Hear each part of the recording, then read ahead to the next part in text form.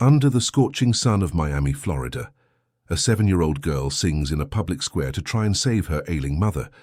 When a flyer lands at her feet, an unlikely opportunity arises, a music competition that could change everything. Amidst hospitals, applause and tears, her voice moves the country and touches hearts she never imagined reaching. But what she doesn't know yet is that, in seeking to save a life, she might rediscover an entire lost history. If this story interested you, don't forget to subscribe to our channel and tell us what city you're watching us from. We continue. I promise this will be the best story you will ever hear in your life. The sun was already scorching the sidewalks of Charleston, South Carolina, when Louisa, just 7 years old, adjusted the worn guitar on her lap. It was Sunday, and Waterfront Park was full of tourists and families enjoying the day. Her tiny fingers pressed the strings with a precision greater than her age suggested, while her old cap rested on the ground in front of her, waiting for coins. "Singing for money, Louisa. Is that something a girl your age should be doing?" asked her friend Peter as he played with a sockball nearby. "My mom is sick, you know. I need to help," she replied with a maturity that made the heart ache of anyone who heard her. Her thin braids framed a face that carried the weight of adult worries. Not far from there, in a simple apartment in the French Quarter neighborhood, Nina Rogers rested in her bed. The peeling walls silently witnessed her struggle against cancer that advanced day after day. Beside the bed, a pile of medical bills grew at the same rate that hope diminished. Mrs. Matilda, the 65-year-old neighbor, entered the room bringing a glass of juice. "Did you take your medicine, Nina? Louisa must be coming back soon." "Yes, I did," Nina replied with a weak voice, trying to hide the pain. "How was she when she left?" "Determined as ever. That girl has your strength, you know, just like you." Matilda adjusted the pillows. "I just wish you didn't have to go through this." In the park, Louisa began to sing. Her voice, sweet and powerful, surprisingly mature, attracted the attention of passers-by. She sang popular Southern folk songs, some compositions by classic American folk artists, others by contemporary artists. People stopped, applauded, and some threw coins into her cap. "This one's for my mom," Louisa announced before beginning a lullaby that Nina always sang to her. It was a simple yet profound melody, passed down through generations in the family. As she sang, stubborn tears threatened to escape, but Louisa swallowed them with determination. Crying wouldn't pay the bills. An elderly gentleman approached after the performance, applauding enthusiastically. "Girl, you have a gift. Have you ever thought about performing somewhere other than the street?" Louisa smiled shyly. "I can't, sir. I need to stay close to home because of my mum." The man nodded, understanding, and left a $20 bill in the cap. Louisa's eyes widened. It was the largest amount she had received that day. As she put away the money, a colorful flyer blew with the wind and stuck to her leg. She picked it up, curious. "Grand Musical Prize. Discover the new star of America," it announced in golden letters. "A national talent show with open registrations for all ages. The prize? $1 million and a contract with the largest record label in the country." Louisa sat on a park bench, staring at the flyer. $1 million. It would be more than enough for her mother's treatment, which doctors said was possible, but too expensive for their means. Her hands trembled as she imagined the possibility. "What's that?" Peter asked, returning with the ball under his arm.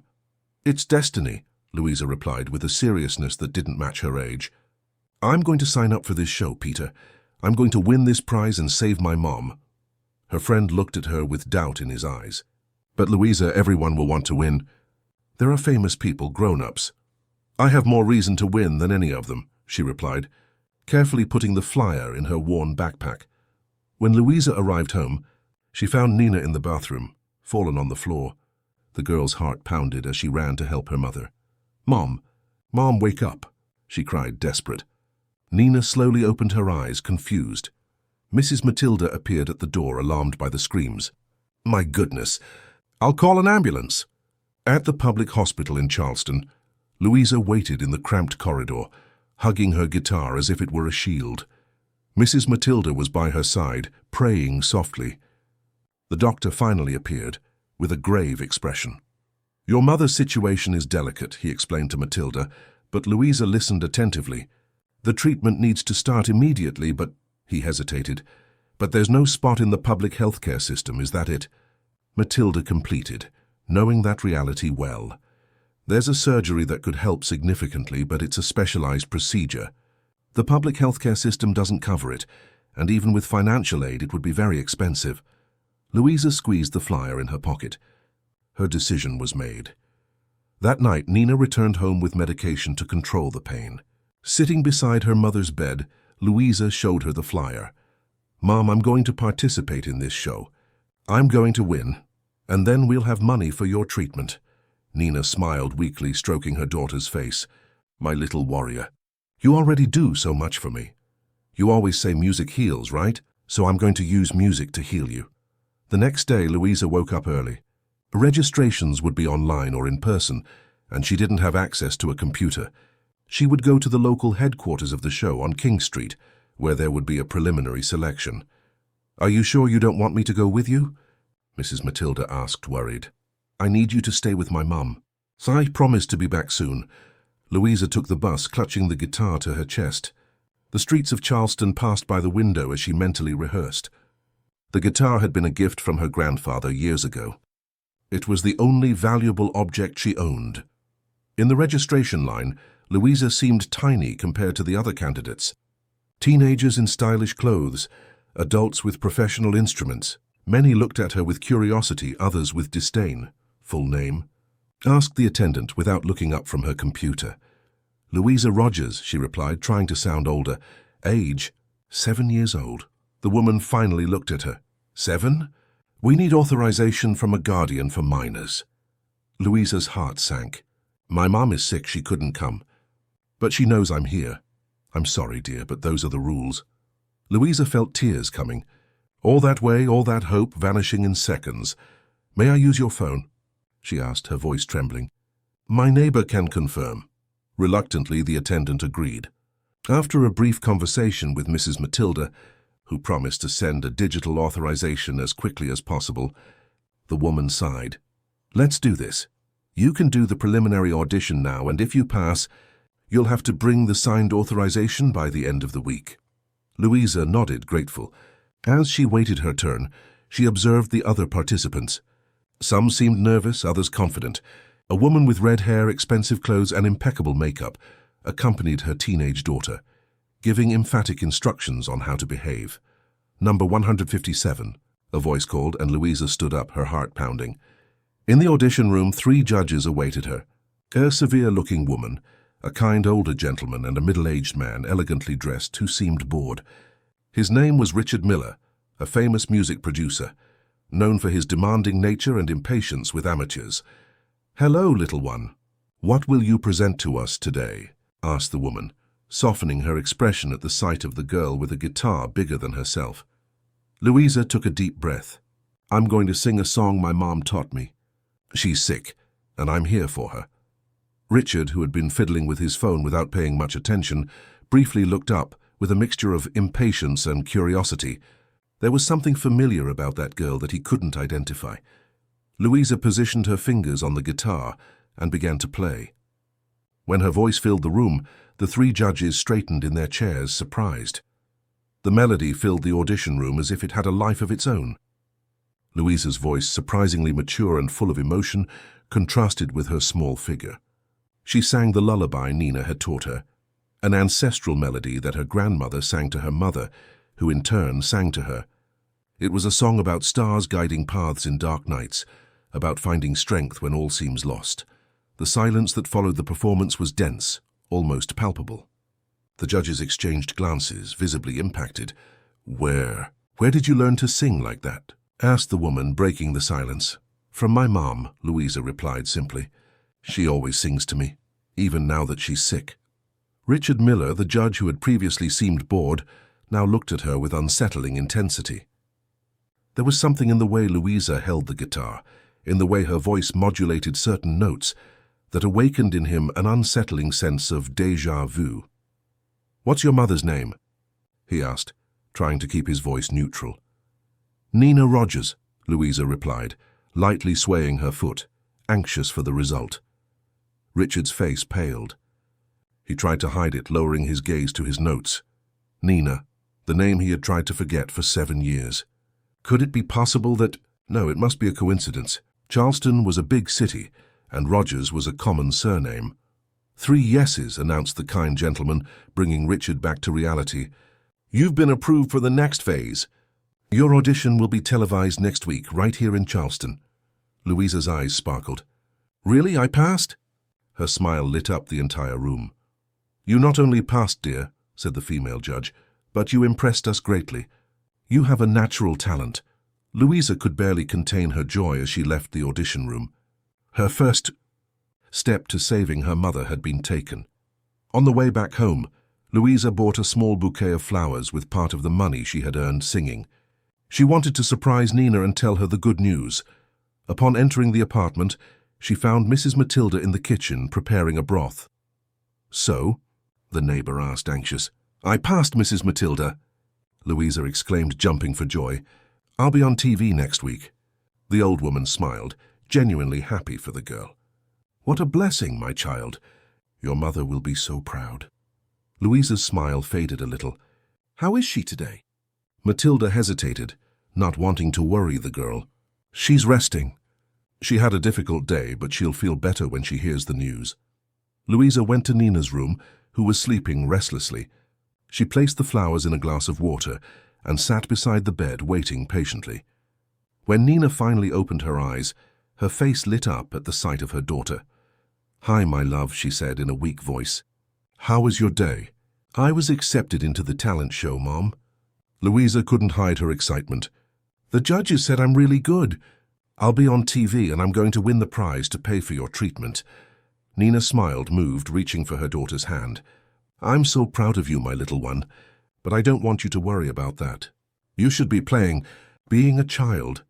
I want to do this, Mom, please. Let me try. Nina saw the determination in her daughter's eyes, the same eyes she saw in the mirror before the illness took her energy. She nodded slowly. Just promise that no matter what happens, you'll remain my joyful Louisa, okay? I promise, Mom. In the following days, Louisa divided her time between rehearsals and caring for Nina. Her mother's health seemed to deteriorate a little more each day.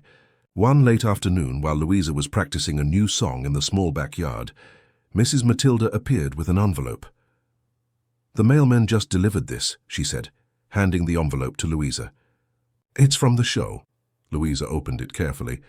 Inside was a letter and a credit card for medical expenses. Use as much as needed. The code is on the back. Absolute discretion is essential. There was no signature, just the initials RM. Good heavens, Matilda murmured, checking the card. Who would send this? It must be from the show, Louisa suggested, hopeful. Maybe they felt sorry for our situation. Matilda seemed suspicious, but had no arguments against the possibility. Let's check if it's legitimate before we use it. I don't want any problems. Meanwhile, in his luxurious apartment overlooking the Charleston harbor, Richard received Marcus's report. Confirmed, sir. Louisa was born on March 14, 2018, exactly 7 months after your departure from Charleston. Nina never married or registered another man as the father. Richard sank heavily into his armchair, the reality hitting him hard. And the medical condition? Advanced stage ovarian cancer. The doctor I consulted said there's a chance of recovery with the appropriate surgery. But the public healthcare system does not cover the specific procedure she needs. Contact Dr. Camilla Watson in New York City. She's the best oncologist in the country. I want her to come to Charleston immediately with her entire team. Tell her I'll cover any amount. Marcus looked at him with curiosity. May I ask why you're doing this? You usually don't get personally involved with contestants. Richard didn't answer immediately. He stood up and walked to the window, watching the ocean.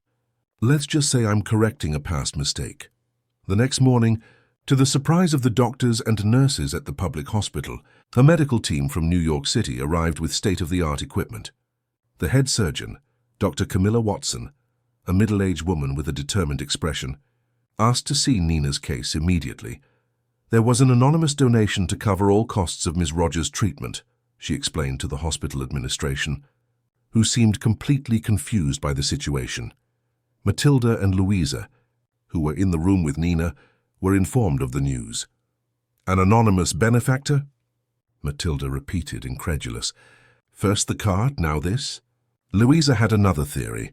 It must be someone who saw my performance on TV and was moved. Dr. Camilla examined Nina meticulously and confirmed that the surgery was viable, but needed to be done as soon as possible. "We'll do it tomorrow morning," she announced. "I want her to rest as much as possible today." That night, while Nina slept under sedatives, Louisa received an unexpected call. It was a production assistant from the show. "Louisa, I have good news. You've advanced directly to the live phase of the show, which starts next week. Judge Richard Miller was so impressed that he used his golden buzzer for you." "Golden buzzer? What's that?" "Here's a privilege each judge has once per season. It means you won't have to compete in the eliminations and are already guaranteed a spot among the finalists." Louisa could hardly believe it. It was an even greater chance to win the $1 million prize. "Can I postpone my participation? My mom is having surgery tomorrow." "Unfortunately not, Louisa. The dates are fixed due to the network schedule. Your first live performance will be on Wednesday. But we have a suggestion. How about dedicating your song to your mother's recovery? I'm sure she would understand." After hanging up, Louisa sat in the hospital corridor thoughtful. How could she perform knowing her mother would be on an operating table? "Problems, little one." The voice startled her. It was a man wearing a cap and dark glasses, despite being inside the hospital and it being night. Louisa looked at him with suspicion. "I shouldn't talk to strangers." The man smiled. "Wise advice. But I'm not that strange. I'm a friend of the show. I came to see how your mother is." There was something familiar in his voice, but Louisa couldn't identify what. "Do you know my mom?" Louisa asked, still suspicious. The man hesitated. "I knew her a long time ago." Before Louisa could ask more questions, Mrs. Matilda appeared in the corridor, bringing a sandwich and juice for the girl. "Who are you?" she asked directly to the stranger, protectively placing herself in front of Louisa. "A friend," he replied vaguely, adjusting his dark glasses. "I just wanted to know how Nina was." Matilda narrowed her eyes, scrutinizing the man with suspicion. "Are you from the TV show? Or do you have something to do with the medical team that appeared out of nowhere?" Richard, for it was he in disguise, cleared his throat uncomfortable. "Just an admirer of Louisa's talent. I heard about the situation and wanted to check personally." "Well, her mother is resting now. The surgery will be early tomorrow," Matilda replied, still cautious. "If you really want to help, pray for her." Richard nodded, seeming genuinely concerned. "I will, and good luck in the competition, Louisa. I'll be rooting for you." When he walked away, Matilda shook her head. What a strange man. This TV fame is already bringing weird people around us. Louisa bit her sandwich thoughtfully. There was something familiar about that man, but she couldn't quite place it. The next morning, Nina was prepared for surgery. Louisa was able to see her briefly before the procedure. "Mum, I'll have to perform on the show on Wednesday," Louisa explained, holding Nina's hand. "I wanted to be here with you, but—" Nina smiled weakly. "You go there and rock it, my little one. Sing for me. When I wake up, I want to hear that you shone on stage. Promise you'll be okay." Louisa's voice trembled. "I promise I'll fight with all my strength," Nina replied, squeezing her daughter's hand. "Just like you're fighting for both of us." When the nurses came to take Nina to the operating room, Louisa felt a knot in her throat. The operation would last hours, and the post-operative period would be equally delicate.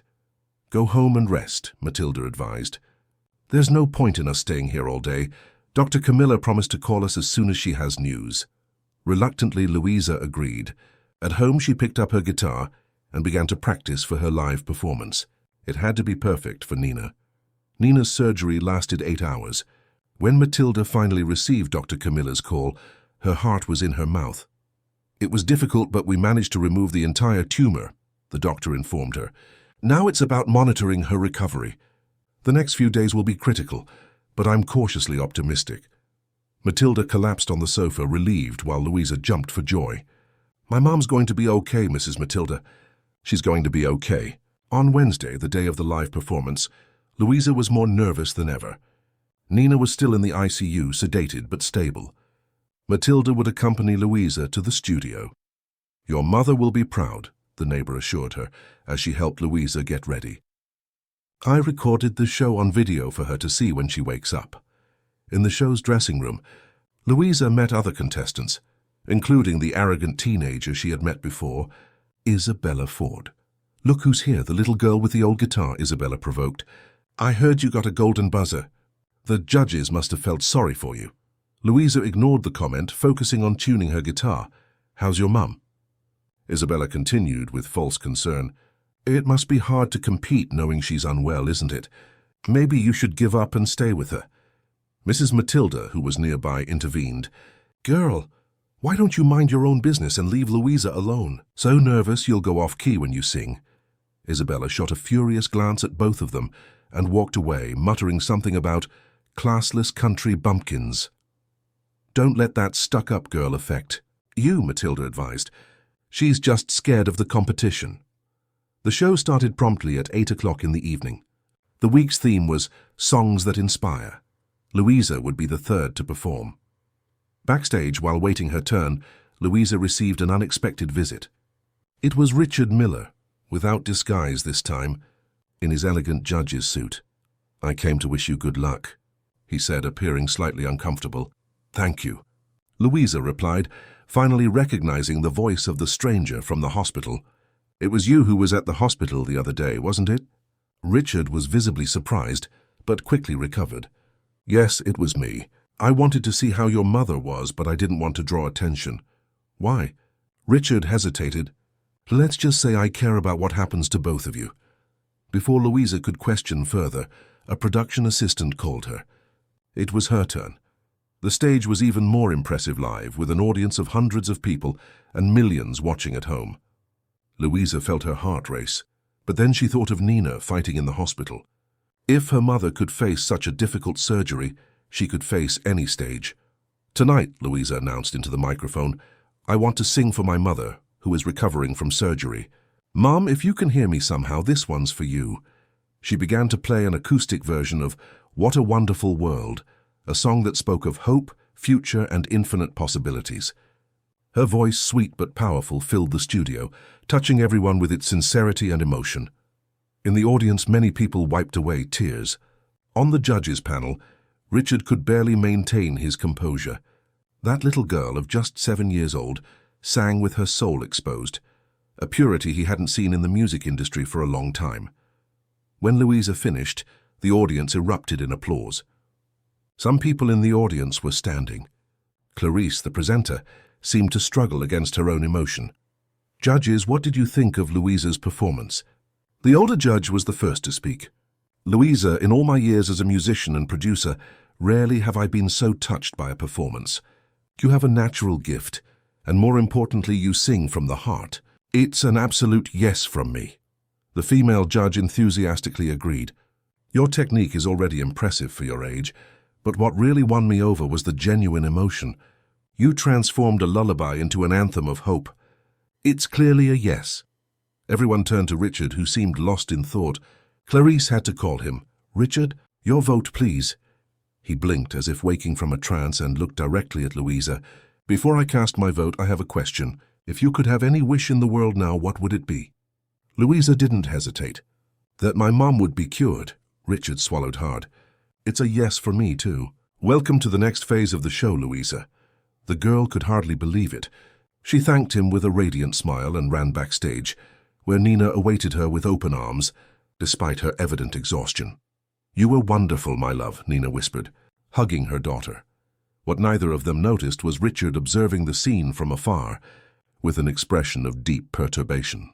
After the recording, as the families prepared to leave, Richard discreetly called his personal assistant. "Marcus, I need you to find out everything about Nina and Louisa Rogers. Address, medical situation, everything.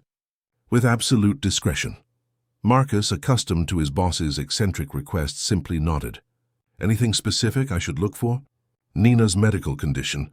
I want detailed reports from the doctors, treatment options, costs, everything." "Understood, sir." "Anything else?" Richard hesitated. "Yes, check Louisa's birth certificate." Marcus raised an eyebrow but asked no questions. He knew when his boss didn't want to be questioned. That night, the taxi dropped Nina, Louisa, and Mrs. Matilda in front of the small building where they lived. Nina was so exhausted that she almost fainted trying to climb the stairs. They had to call 2 neighbors to help carry her to the apartment. "I'm calling an ambulance," Matilda said, alarmed by Nina's paleness. "No," Nina protested weakly. "I just need to rest. I don't want to spoil this day for Louisa."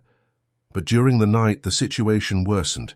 Nina began to have a high fever and difficulty breathing.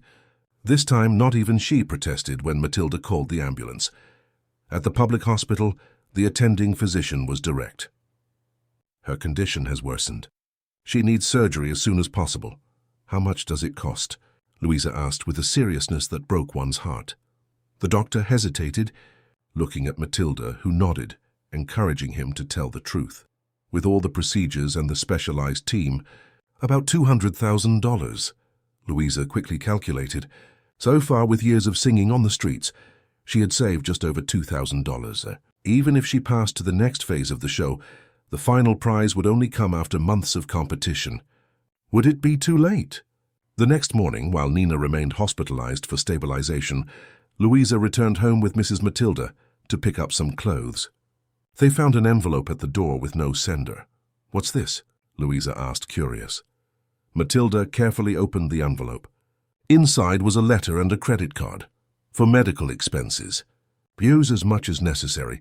The code is on the back. Absolute discretion is essential." There was no signature, just the initials RM. "Holy heavens," Matilda murmured, checking the card. "Who would send this?" "It must be from the show," Louisa suggested, hopeful. "Maybe they felt sorry for our situation." Matilda seemed suspicious, but had no arguments against the possibility. "Let's check if it's legitimate before we use it. I don't want any problems." Meanwhile, in his luxurious apartment overlooking the Charleston harbor, Richard received Marcus's report. "Confirmed, sir. Louisa was born on March 14, 2018, exactly 7 months after your departure from Charleston. Nina never married or registered another man as the father." Richard sank heavily into his armchair, the reality hitting him hard. "And the medical condition? Advanced stage ovarian cancer. The doctor I consulted said there's a chance of recovery with the appropriate surgery. But the public healthcare system does not cover the specific procedure she needs. Contact Dr. Camilla Watson in New York City. She's the best oncologist in the country. I want her to come to Charleston immediately with her entire team. Tell her I'll cover any amount." Marcus looked at him with curiosity. "May I ask why you're doing this? You usually don't get personally involved with contestants." Richard didn't answer immediately. He stood up and walked to the window, observing the ocean. "Let's just say I'm correcting a past mistake." The next morning, to the surprise of the doctors and nurses at the public hospital, a medical team from New York City arrived with state-of-the-art equipment. The head surgeon, Dr. Camilla Watson, a middle-aged woman with a determined expression, asked to see Nina's case immediately. There was an anonymous donation to cover all costs of Ms. Rogers' treatment, she explained to the hospital administration, who seemed completely confused by the situation. Matilda and Louisa, who were in the room with Nina, were informed of the news. "An anonymous benefactor?" Matilda repeated, incredulous. "First the card, now this?" Louisa had another theory. "It must be someone who saw my performance on TV and was moved." Dr. Camilla examined Nina meticulously and confirmed that the surgery was viable but needed to be done as soon as possible. "We'll do it tomorrow morning," she announced. "I want her to rest as much as possible today." That night, while Nina slept under sedatives, Louisa received an unexpected call. It was a production assistant from the show. "Louisa, I have good news. You've advanced directly to the live phase of the show, which starts next week. Judge Richard Miller was so impressed that he used his golden buzzer for you." "Golden buzzer? What's that?" "It's a privilege each judge has once per season. It means you won't have to compete in the eliminations and are already guaranteed a spot among the finalists." Louisa could hardly believe it. It was an even greater chance to win the $1 million prize. "Can I postpone my participation?" "My mom is having surgery tomorrow." "Unfortunately not, Louisa. The dates are fixed due to the network's schedule. Your first live performance will be on Wednesday. But we have a suggestion. How about dedicating your song to your mother's recovery? I'm sure she would understand." After hanging up, Louisa sat in the hospital corridor, thoughtful. How could she perform knowing her mother would be on an operating table? "Problems, little one." A voice startled her. It was a man wearing a cap and dark glasses, despite being inside the hospital and it being night. Louisa looked at him with suspicion. "I shouldn't talk to strangers." The man smiled. "Wise advice, but I'm not that strange. I'm a friend of the show. I came to see how your mother is." There was something familiar in his voice, but Louisa couldn't identify what. "Do you know my mom?" Louisa asked, still suspicious. The man hesitated. "I knew her. A long time ago." Before Louisa could ask more questions, Mrs. Matilda appeared in the corridor, bringing a sandwich and juice for the girl. "Who are you?" she asked directly to the stranger, protectively placing herself in front of Louisa. "A friend," he replied vaguely, adjusting his dark glasses. "I just wanted to know how Nina was." Matilda narrowed her eyes, scrutinizing the man with suspicion. "Are you from the TV show? Or do you have something to do with the medical team that appeared out of nowhere?" Richard, for it was he in disguise, cleared his throat uncomfortable. "Just an admirer of Louisa's talent. I heard about the situation and wanted to check personally. Well, her mother is resting now. The surgery will be early tomorrow," Matilda replied, still cautious. "If you really want to help, pray for her." Richard nodded, seeming genuinely concerned. "I will, and good luck in the competition, Louisa. I'll be rooting for you." When he walked away, Matilda shook her head. "What a strange man. This TV fame is already bringing weird people around us." Louisa bit her sandwich thoughtfully. There was something familiar about that man, but she couldn't quite place it. The next morning, Nina was prepared for surgery. Louisa was able to see her briefly before the procedure. "Mum, I'll have to perform on the show on Wednesday," Louisa explained, holding Nina's hand. "I wanted to be here with you, but—" Nina smiled weakly. "You go there and rock it, my little one. Sing for me. When I wake up, I want to hear that you shone on stage. Promise you'll be okay?" Louisa's voice trembled. "I promise I'll fight with all my strength," Nina replied, squeezing her daughter's hand. "Just like you're fighting for both of us." When the nurses came to take Nina to the operating room, Louisa felt a knot in her throat.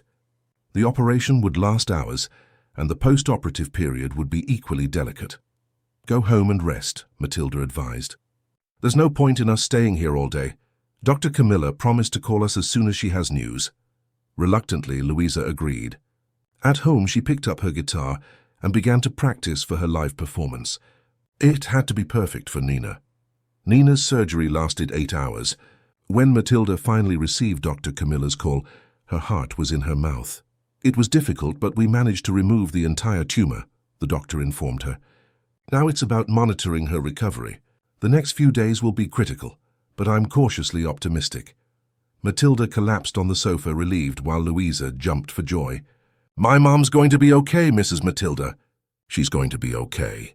On Wednesday, the day of the live performance, Louisa was more nervous than ever. Nina was still in the ICU, sedated but stable. Matilda would accompany Louisa to the studio. "Your mother will be proud," the neighbor assured her, as she helped Louisa get ready. "I recorded the show on video for her to see when she wakes up." In the show's dressing room, Louisa met other contestants, including the arrogant teenager she had met before. "Isabella Ford, look who's here." "The little girl with the old guitar," Isabella provoked. "I heard you got a golden buzzer. The judges must have felt sorry for you." Louisa ignored the comment, focusing on tuning her guitar. "How's your mom?" Isabella continued with false concern. "It must be hard to compete knowing she's unwell, isn't it? Maybe you should give up and stay with her." Mrs. Matilda, who was nearby, intervened. "Girl, why don't you mind your own business and leave Louisa alone? So nervous you'll go off-key when you sing."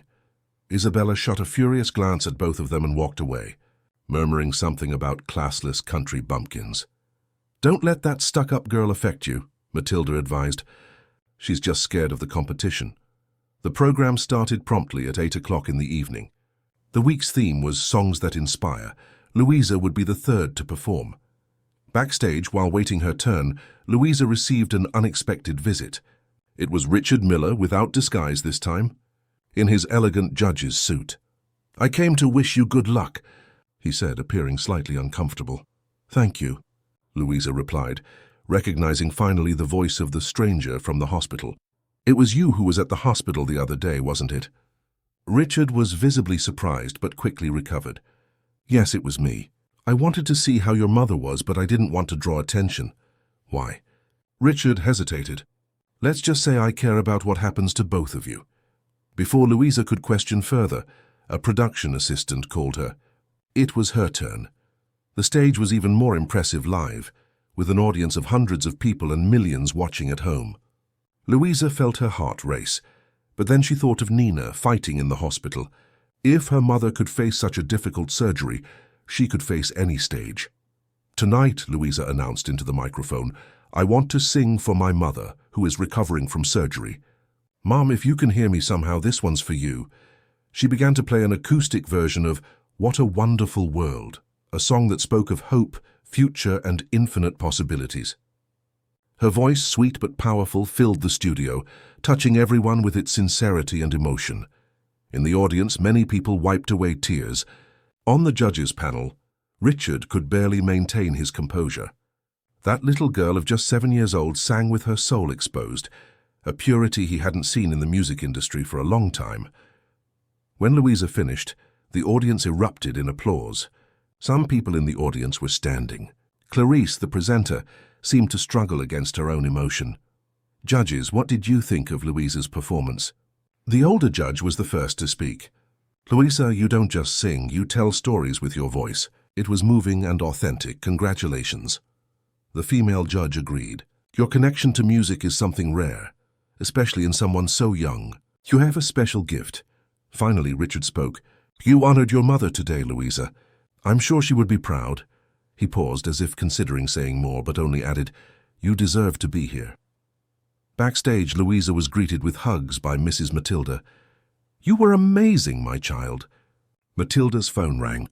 It was Dr. Camilla.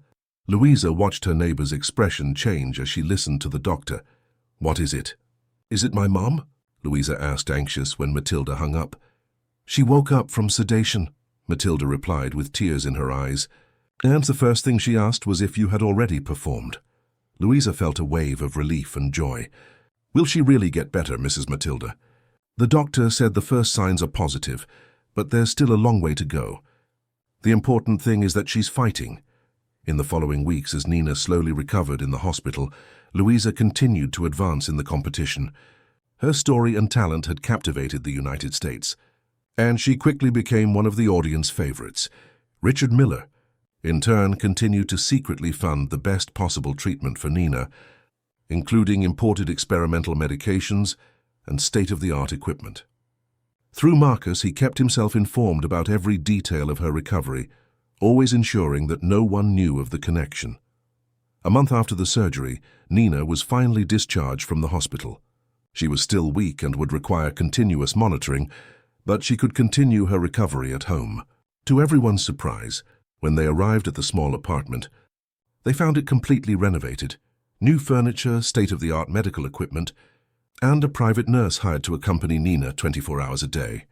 Who did all this? Nina asked, astonished, as Matilda helped her settle into the new hospital bed that now occupied a space in the room. The same anonymous benefactor, apparently, Matilda replied. The hospital administrator said the person insisted on ensuring you had every possible comfort to recover. Nina looked around, moved and confused. Why would someone do all this for us? Louisa, who was excitedly exploring the new furniture and equipment, shrugged. Maybe it's a very rich fan who saw my performance. But Matilda had her suspicions. The initials RM on the credit card, the strange man at the hospital, Richard Miller's sudden interest in their well-being. There was a pattern she was beginning to recognize, but she preferred to keep her theories to herself for now. That night, after Louisa fell asleep, Nina called Matilda for a talk. Do you have any idea who might be behind all this help? Nina asked directly. Matilda hesitated, sitting on the edge of the bed. I have a theory, but I don't know if you'll like to hear it. Tell me. The initials on the card were RM Richard Miller, the judge from the show. And he's been appearing in strange places, like at the hospital, disguised. Nina paled. Richard is in Charleston? Dick, you know him, don't you? Matilda asked gently. Nina closed her eyes as if in pain. He's Louisa's father. Matilda was silent for a few moments, digesting the revelation. Although she had suspected, hearing Nina's confirmation had a different impact. He doesn't know he's her father? Nina shook her head. I never told him. When I found out I was pregnant, he had already left for New York City 2 months prior. He promised he would send for me when he was settled, but he never contacted me again. She took a deep breath before continuing. I decided to raise Louisa alone. She never asked about her father, and I never mentioned him. And now he's funding your treatment and the home renovation, Matilda observed. He must have found out about Louisa. He probably put 2 and 2 together when he heard my name and saw her age, Nina agreed, with a tired sigh. Typical of him, trying to solve everything with money. What are you going to do? For now, nothing. I need to recover first, and Louisa needs to focus on the competition. Afterward, she left the sentence hanging. She has the right to know who her father is, Matilda said softly. I know, Nina replied with tears in her eyes, but how do I tell my daughter that the man judging her talent is the same one who abandoned us before she was even born? The next morning, Louisa woke up early, eager to rehearse for the next phase of the competition. The theme would be songs that tell your story. While practicing in the small backyard, she heard the intercom ring. Delivery for Miss Louisa Rogers, Matilda announced, bringing an elegant box. The delivery man said it's from an admirer of the show. Louisa opened the box, curious. Inside was a beautiful new guitar, made of fine wood with an impeccable finish, along with a card that simply said, "So that your music sounds as beautiful as your soul. From someone who believes in you." Wow, how beautiful, Louisa exclaimed, carefully taking the instrument out of the box. Can I keep it, Mrs. Matilda? The old woman hesitated. Better ask your mum. When they showed the gift to Nina, she examined the guitar carefully. It was a professional, very expensive instrument, handcrafted by a renowned luthier. No sender's name? Nina asked, examining the card. No, but it must be someone from the show, Louisa replied, enthusiastic. Can I keep it, Mom, please? Nina looked at her daughter, then at the guitar, and finally at Matilda, who gave a slight nod. You can, child. But remember that the value of an instrument isn't in its price, but in what you do with it. I'll practice with both, Louisa promised. Grandpa would be happy to know that his guitar brought me this far, but now I have a better instrument. That afternoon, Richard Miller made his first official visit to the apartment. He was dressed in casual clothes and carried a bouquet of flowers. Matilda answered the door, recognizing him immediately. Good afternoon, Mrs. Matilda, he greeted formally. Is Nina receiving visitors? One moment, she replied, leaving him in the living room while she went to inform Nina. It's him, she whispered to Nina. What should I say? Nina took a deep breath. Let him in. It's time for us to have a conversation. Matilda led Richard to the bedroom, where Nina was sitting in an armchair by the window. She looked fragile but determined. The nurse, sensing the tension, discreetly left the room. Hello, Nina, Richard said, visibly nervous. How are you feeling? Better, thank you, she replied with a slight coolness in her tone. Thanks to the exceptional medical care I'm receiving. Richard placed the flowers on a nearby table. I'm happy to hear that. An uncomfortable silence settled between them. Finally, Nina broke it. Why are you doing all this, Richard? The treatment, the renovation, the nurse? You know why, he replied in a low voice. I want to hear it from you. Richard sat on the edge of the bed a few feet from Nina. When I saw Louisa on stage, when she sang that song, I knew. He ran a hand over his face, visibly emotional. I put the pieces together, looked for information. She's my daughter, isn't she? Nina nodded slowly. She is. Why did you never tell me? You left, Richard. You said you were going to build your career in New York City, and then you'd send for me. Weeks turned into months, and your silence was answer enough. When I found out I was pregnant, you already had a new life. I would have come back if I had known, he protested. Would you really? Or would you have sent money to solve the problem from a distance, like you're doing now? Richard had no answer for that. Does Louisa know? He asked finally. No, to her, her father is just someone she never met. Richard swallowed hard. I want to take responsibility, Nina. I want to be part of her life. After 7 years, when she accidentally crosses your path on a TV show. Nina shook her head. You didn't even know she existed until a few weeks ago. I'm trying to correct my mistakes, Richard insisted. What can I do to prove it?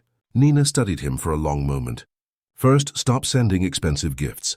That's not how you build a relationship with a child. Richard looked disconcerted. The guitar? I thought she would like it. She loved it, and that's why I allowed her to keep it. But Louisa doesn't need expensive things, Richard. She needs people who love and support her, who are present. I want to be present, he affirmed. I want to get to know her as a father. And what happens after the show? You go back to New York City and we stay here. Occasional visits when your schedule allows? Nina's tone was challenging. We can solve that. You could move to New York City.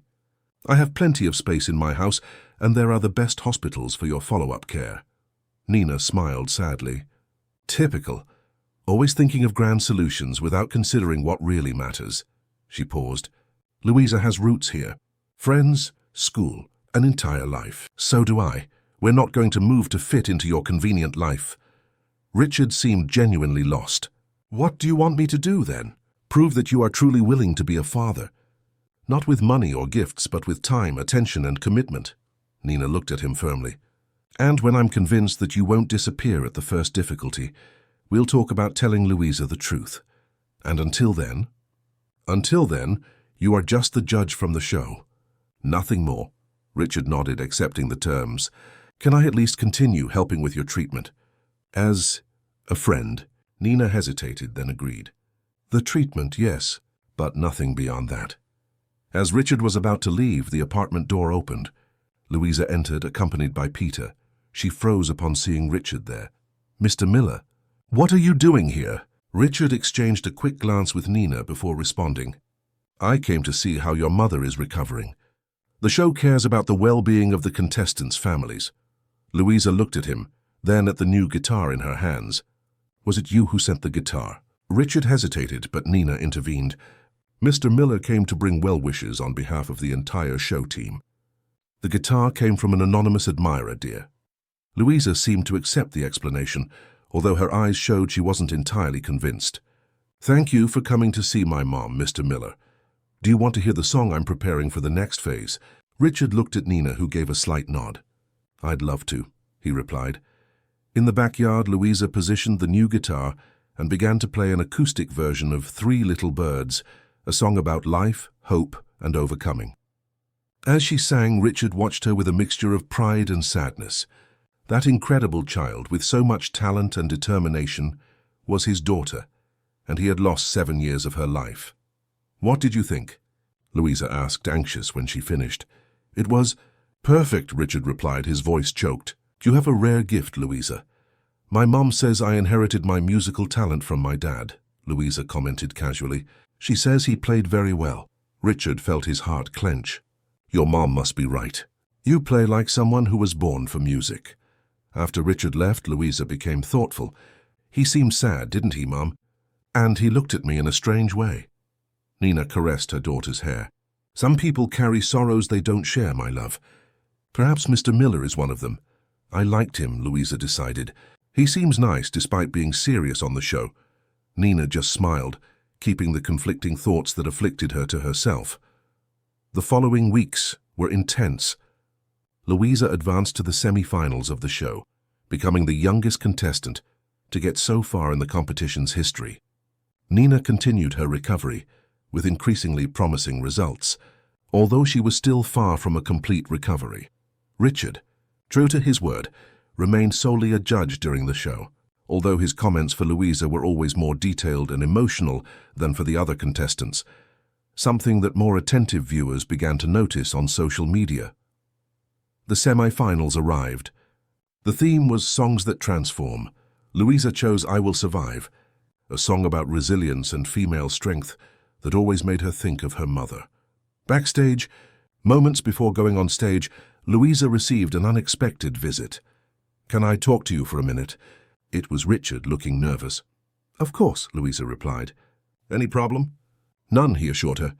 I just wanted to wish you good luck and say that, regardless of the result today, you are already a winner. Your mother must be very proud. Do you think she'll really get better? Louisa asked, revealing the concern that never completely left her. Richard crouched down to her height. Your mother is strong, Louisa. Her fighter just like you, and she's receiving the best possible treatment. Thank you for coming to see her that day, Louisa said. That meant a lot to her. Richard felt a lump in his throat. It was important to me, too. A production assistant appeared, announcing that Louisa should prepare to go on. Louisa went on stage with a confidence that surprised everyone. Wearing a simple light blue dress, with her hair in braids adorned with colorful ribbons, she seemed tiny under the intense stage lights. However, when she positioned the new guitar and began to strum the first chords of I Will Survive, her presence filled the entire studio. "This song is for all strong women who face storms with their heads held high," she announced. "Especially for my mother, who is watching from home today." In the audience, Mrs. Matilda wiped away tears of emotion. Beside her, to everyone's surprise, was Nina, who had insisted on attending the semi-finals, despite medical recommendations. Pale but determined, she wanted to be present at this crucial moment for her daughter. Louisa's voice, sweet and powerful, breathed new life into the classic song. The verses about strength, grit, and faith gained special meaning coming from that child who, at 7 years old, carried adult responsibilities on her shoulders. On the judges' panel, Richard could barely maintain his composure. He looked alternately at Louisa on stage and Nina in the audience, his daughter and the woman he had abandoned, both fighting with such bravery. Guilt consumed him, but also an inexplicable pride. That extraordinary girl carried his blood, his DNA, and he had never done anything for her until now. When Louisa finished her performance, the audience erupted in applause. Some people were standing, giving her a standing ovation. Clarice, the presenter, waited for the applause to subside before addressing the judges. "Comments for Louisa Rogers, please." The female judge was the first. "Louisa, you managed to capture the entire essence of such a powerful song and translate it with your own voice. It was moving and inspiring," the older judge agreed. "You interpreted it with a maturity and understanding that go far beyond your age. We are not just witnessing musical talent, but an extraordinary spirit." When it was Richard's turn, he seemed to struggle with his emotions. "Louisa, He paused, searching for the right words. "You remind us of the transformative power of music and how art can be a reflection of our own journey. I saw in you today not just a talented singer, but a person of exceptional courage." Louisa smiled, thanking them with the natural grace that characterized her. As she left the stage, she ran directly to the audience, where she carefully hugged Nina. "You came, Mum." "I wouldn't miss it for anything," Nina replied, caressing her daughter's face. "You were magnificent, my love." The elimination would be announced at the end of the show, after all semi-finalists had performed. Louisa, Nina, and Matilda waited nervously backstage. "No matter the result," Nina said, "you've already gone further than we ever imagined." "But I want to win, Mom," Louisa insisted. "I need to win. The prize will ensure you have the best treatment always." Nina exchanged a meaningful glance with Matilda. Thanks to Richard's anonymous intervention, her treatment was already guaranteed. But Louisa didn't need to know that yet. Finally, all semi-finalists were called to the stage for the result. Louisa firmly held the hand of a contestant beside her, a 15-year-old girl who had become her friend during the competition. "The finalists who are moving on to the grand finale next Saturday are—" Clarice paused dramatically, as tension grew in the studio. "Peter Allen, Isabella Ford, and Louisa Rogers." Louisa could hardly believe it. She was in the final. She jumped for joy as the audience applauded enthusiastically. Backstage, Nina cried tears of emotion in Matilda's arms. Richard watched everything with an indecipherable expression. The final would be the perfect moment to reveal the truth, he thought. But he needed to convince Nina first. After the recording, while Louisa gave interviews to the press about her classification, Richard discreetly approached Nina. "Can we talk in private?" Nina nodded, and both headed to an empty dressing room with Matilda keeping an eye on Louisa. "Congratulations on her classification," Richard began, "though it's no surprise to anyone." "Thank you," Nina replied, maintaining a formal tone. "She's very happy. Nina, we need to tell her the truth." "Not yet," Nina replied firmly. "I don't want to mess with her head before the final. And after. You're getting better. She's about to conclude an incredible journey on this show. Wouldn't it be the ideal time to complete this cycle of healing? For her to know who I really am." Nina studied the face of the man she had once loved. There was genuine concern in his eyes, but also a desperation that bothered her. "Why now, Richard? Why this urgency?" he sighed. "Because every day that passes, I realize more how much I lost. because I see in her so many things that are mine but that I could never recognize or appreciate, and because I'm afraid that after the show ends you'll disappear from my life again, that you won't allow me to know her as a father." Nina reflected for a moment. "What exactly are you proposing?" "I want to reveal that I am her father during the final. On stage." "On stage?" Nina's eyes widened. "No way! That would be a media circus. I won't expose my daughter like that." "It wouldn't be exposure," Richard argued. "It would be a powerful, sincere moment.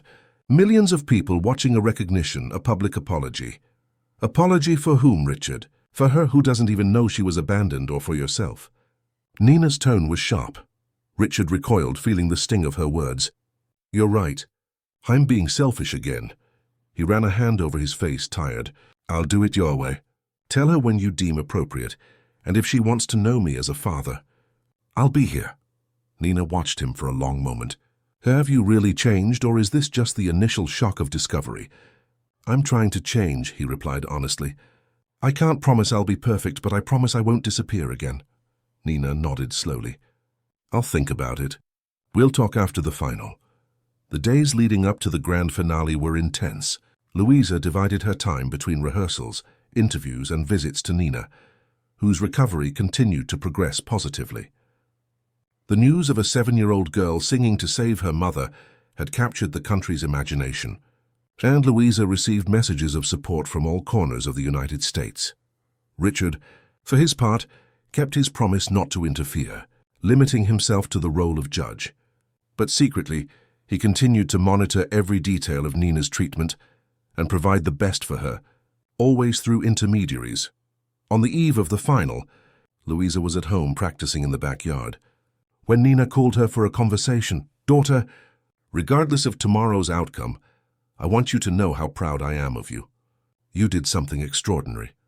"Thank you, Mom," Louisa replied, smiling. "But I'm going to win." "I feel it." Nina hesitated, considering if that would be the right time for the truth, but something stopped her. Perhaps the fear of overwhelming Louisa with another intense revelation, or perhaps the selfish desire to keep her daughter to herself for a little longer. "What will your song be about tomorrow?" she asked, opting to leave the revelation for later. "It's a surprise," Louisa replied mysteriously. "But it's a special song for both of us." On the night of the final, the studio was packed. Celebrities, politicians, and music personalities had come to witness the climax of the most emotional season of the show to date. The theme of the final was "The Song That Changed My Life."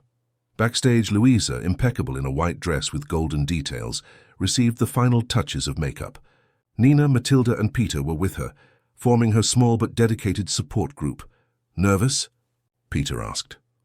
"A little," Louisa admitted, but more excited than nervous.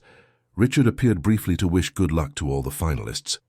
When he approached Louisa, there was a moment of tension in the air. "Good luck, Louisa," he said formally, but his eyes communicated much more. "Remember to sing from the heart, as you always do." "Thank you, Mr. Miller," she replied, smiling. "I'll do my best." When Richard walked away, Nina discreetly followed him. "One moment, please." They moved to a private corner. "I've thought a lot about our conversation," Nina said, serious. "And I've decided you're right. Louisa deserves to know the truth." Richard's face lit up. "You're going to tell her?" "No," Nina replied, "when we are. After the final, regardless of the result. And yes, it can be on stage if you want, as long as it's after the result is announced." Richard could barely contain his emotion. "Are you sure?" "I am. She deserves this moment of glory first, without complications. Afterward, as a family, we will face whatever comes." The competition began. Isabella Ford performed first, with a technically perfect but emotionally restrained interpretation of Ave Maria. Peter Allen followed, with a vibrant version of a popular contemporary dance hit that made the audience dance. Finally, it was Louisa's turn. The host announced, "And now, to conclude our performances tonight, the youngest contestant in the competition who has won the heart of America with her story and extraordinary talent, Louisa Rogers." Louisa walked to the center of the stage, carrying the guitar she had received as a gift, now with colorful stickers and a blue ribbon tied to its neck, giving it a personal, childlike touch that contrasted with its value. "The song I chose tonight," she announced into the microphone, is the one that changed my life in many ways. It was the first one I learned to play. It's the one my mom sang to me to sleep. It's the one that brought me here, to my first audition, and it's the one I hope will take me home as the winner." She positioned her fingers on the strings and began to play the same lullaby she had performed in the initial audition, but this time with a more elaborate, more mature arrangement, maintaining the essence of the simple melody, but adding layers of complexity that demonstrated her musical evolution during the competition. In the audience, Nina cried silently. On the judges' panel, Richard tried to maintain professional composure, but his hand trembled slightly as he took notes. When Louisa finished, the entire studio rose in a standing ovation that seemed endless. Some people shouted her name, others simply applauded with tears in their eyes. The judges waited for the applause to subside before offering their comments. The emotion was palpable in the studio. "Louisa," began the female judge, "and when you first performed this song, you touched us deeply. Today you showed us that you've grown as an artist, but you've kept the purity and emotion that are your trademark. It was simply beautiful." The older judge agreed. "There's an ancestral wisdom in the way you interpret this song, as if through you spoke all the generations of women in your family who sang it before. It's something rare and precious." Richard took a deep breath before speaking. He knew it would be his last comment as just a judge for Louisa. "When I hear you sing this song," he began, his voice slightly choked, "I feel like I'm hearing much more than music. I'm hearing love, pain, hope, and healing. You don't just sing, Louisa. You remind us of what it means to be human." Clarice, the presenter, visibly moved, resumed hosting the show. "Well, that was the last performance of the night. Now our judges will deliberate while we watch a summary of each finalist's journey this season." Backstage, Nina hugged Louisa tightly. "You were perfect, my love." "Did I win, Mom?" Louisa asked, anxious. "Regardless of the result, you've already won over the entire country," Nina replied. Looking over her daughter's shoulder, she saw Richard approaching discreetly. "One moment, daughter. I need to talk to Mr. Miller about something with the production." "Stay here with Mrs. Matilda. I'll be right back." Nina and Richard moved to a private spot. "She was incredible," he said, genuinely admired. "So much of you, and dare I say a little of me too. More of you than you imagine," Nina admitted. "That stubbornness when she's determined, just like you," Richard smiled. "Still want to go through with the plan? Tell her today after the result." Nina nodded. "Yes, but I want you to understand one thing, Richard. This doesn't mean we'll be a couple again, or that you automatically gain all rights over her. It will be the beginning of a long process." "I understand perfectly," he assured her. "I just want the opportunity to know her as a daughter and to try to be the father she deserves." After 20 minutes of deliberation, the judges returned. The 3 finalists were called to the stage, along with their families. Louisa firmly held Nina's hand, while Matilda and Peter positioned themselves right behind them. The moment everyone has been waiting for has arrived. Hi, Clarice announced, holding the golden envelope with the result. Third place this season of Grand Musical Prize goes to Peter Allen. The young man received his bronze trophy with a genuine smile, thanking the audience and judges for the opportunity. "And now," Clarice continued, "the decisive moment. The grand winner of this season, who will take home the prize of $1 million and a contract with the largest record label in the country, is—" The entire studio held its breath. Louisa squeezed Nina's hand so hard her fingers turned white. "Louisa Rogers." The studio erupted in applause and cheers. Golden confetti fell from the ceiling as Louisa, in shock, was hugged by Nina, who cried tears of joy. Isabella Ford, despite her evident disappointment, offered a polite hug to the winner. "We did it, Mom," Louisa cried, jumping with excitement. "You're going to get better. We'll have money for everything you need." Clarice handed Louisa a golden trophy, almost the same size as her, along with a giant symbolic check. "Louisa, you've just become the youngest winner in the show's history. How do you feel?"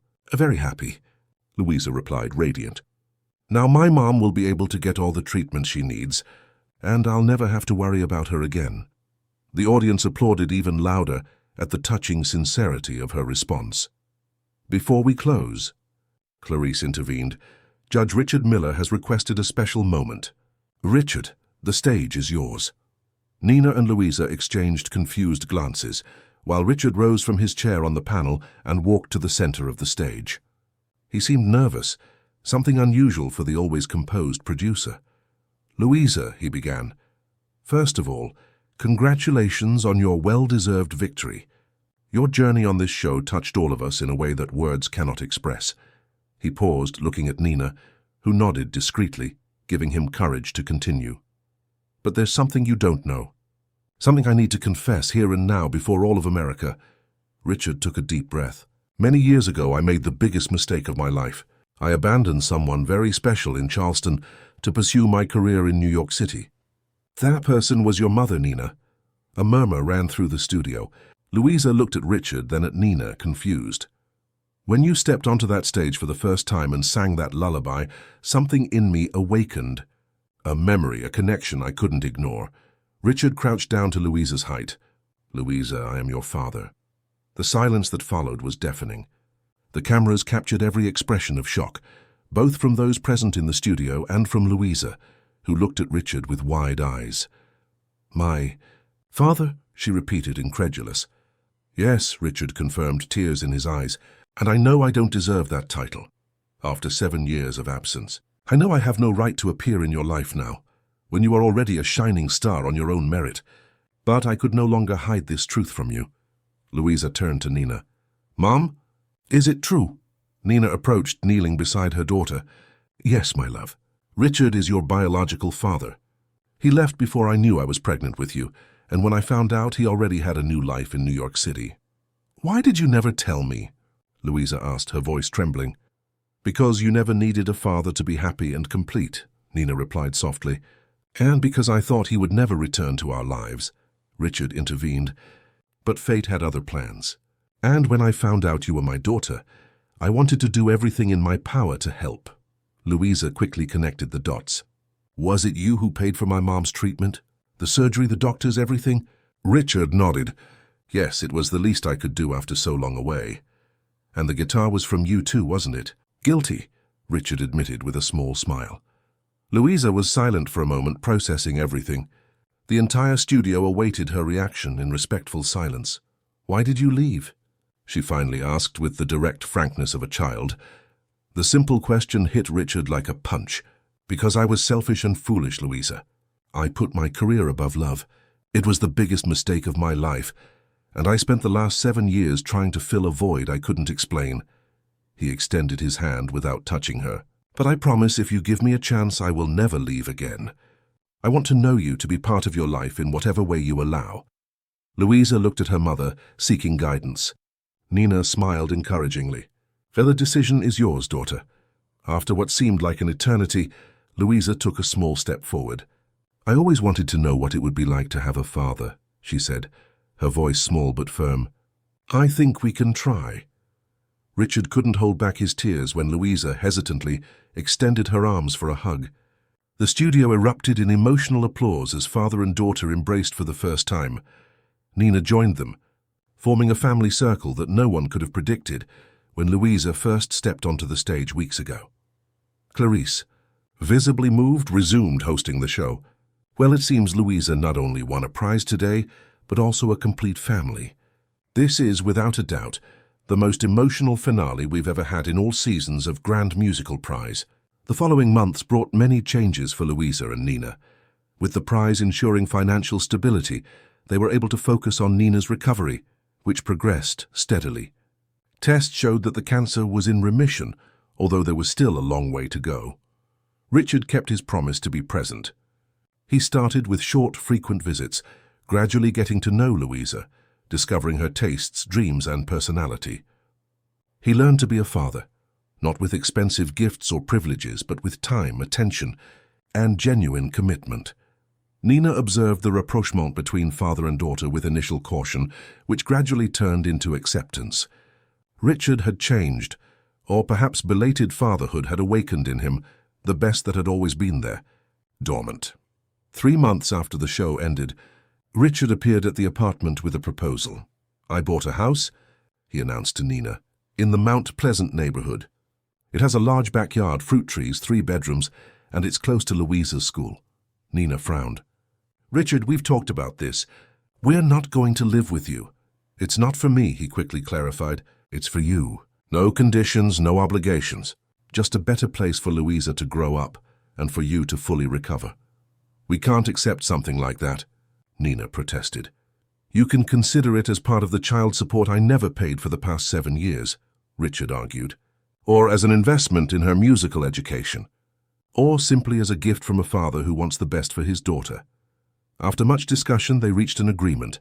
The house would be put in Louisa's name as a fund for her future. Nina and Louisa would move there, but maintain their independence. Richard would continue to live in his apartment near the Charleston harbor, visiting them regularly. The move brought new air to mother and daughter. The house was spacious, airy, with an improvised music studio where Louisa could practice. Nina finally had a garden to grow medicinal plants, something she had always wanted. 6 months after the show ended, using part of the prize money, and with Richard's financial support, they founded the Voice of Hope Institute, aimed at offering free music lessons to children in children's hospitals in Charleston. Louisa, now a small local celebrity, visited the hospitals regularly, bringing joy through music to children in treatment.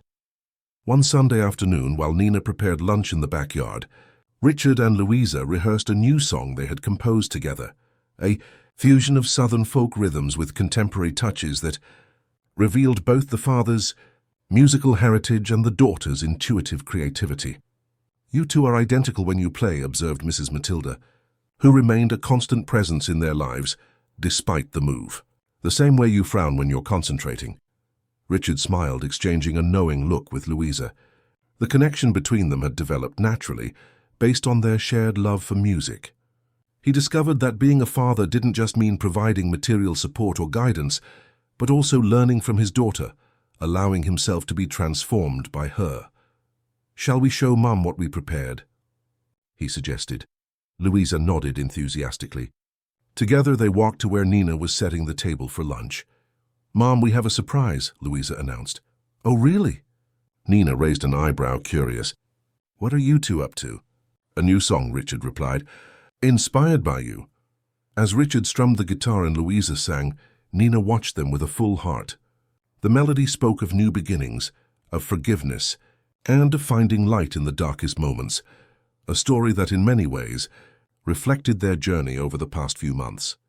When they finished, Nina applauded, moved. "It's beautiful." "Like you," Richard said with a sincerity that surprised them both.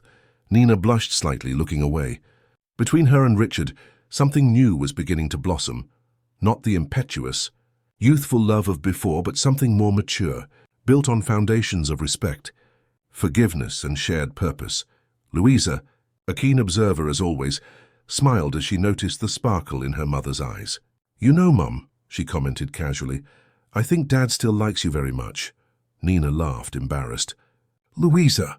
"It's true," Richard confirmed, suddenly serious. "I never stopped liking you, Nina. I was just too foolish to realize what I had in my hands." "That was a long time ago," Nina replied, but without the defensive tone from before. "Not that long," Louisa interjected. "You're both still young. And now that I'm learning to have a dad, it would be nice to learn to have a complete family." Nina and Richard exchanged surprised glances at their daughter's frankness. "Things aren't that simple, dear," Nina explained gently. "Why not?" Louisa questioned, with the direct logic of children. "You're better, he's here, I'm happy. What else do we need?" Richard laughed. "Your daughter has compelling arguments, Nina." "Our daughter," Nina corrected automatically, surprising herself with the ease with which the words came out. "Time," Richard said, answering Louisa's question. "We need time. Your mother and I are relearning to trust each other, just as you and I are learning to be father and daughter." Louisa considered the answer for a moment. "Okay, I have patience." She smiled mischievously. "After all, I'm 7. I have a lot of time ahead of me." The three laughed together, a sound that had become increasingly common in that house in recent months. That night, after Louisa fell asleep, Nina and Richard sat on the porch, contemplating the stars twinkling over Charleston. "She's right, you know," Richard said finally. "About us," Nina sighed. "Maybe, but we need to do it right this time. For her and for us. One day at a time," Richard proposed. "One day at a time," Nina agreed. In her room, Louisa smiled, pretending to sleep as she listened to her parents' conversation through the open window.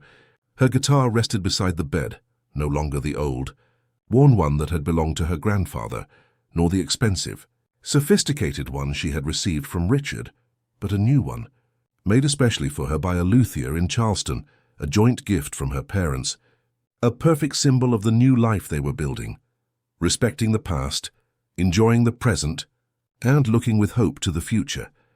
The lullaby that started it all continued to be a part of their lives, but now accompanied by many other melodies, some joyful, others melancholic, all authentic and meaningful, forming the soundtrack of a family that had reunited when they least expected it.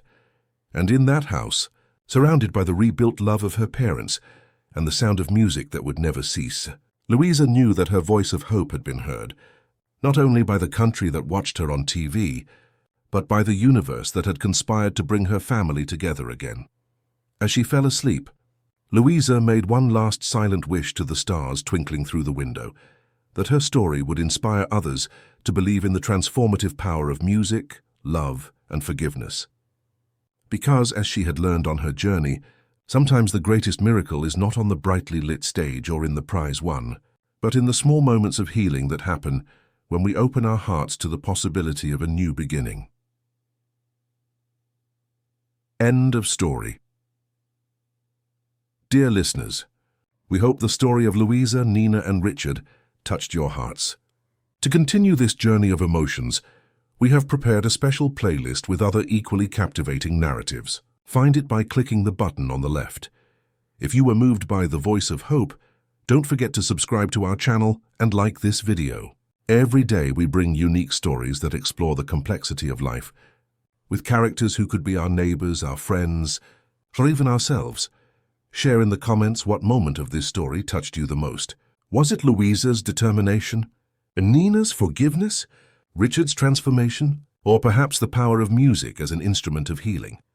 Until the next story where new emotions await you,